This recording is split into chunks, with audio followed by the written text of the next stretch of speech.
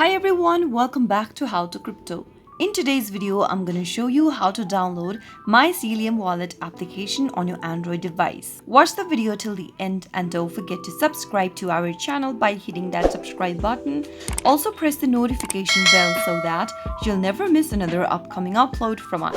Simply go ahead and open up your Play Store to get started. Once you're inside your Play Store, go to the search box at the top and type in Mycelium. Perform your search, and once you find this Mycelium Bitcoin wallet app, give it a tap on the install button to download the application on your Android device. Wait until the application gets downloaded on your Android, which is a quick and easy process. Once you have the application downloaded on your mobile device, you can easily send and receive Bitcoins using the fastest and most secure Mycelium Bitcoin wallet. Once the application is downloaded and it is ready for use, you'll be able to see an open button popping on green. Give it a tap to launch the app open, and that is how you can easily download the Mycelium wallet for your Android device. That is how it can be done. I hope you found the video to be helpful. If it was, go ahead and give us a thumbs up.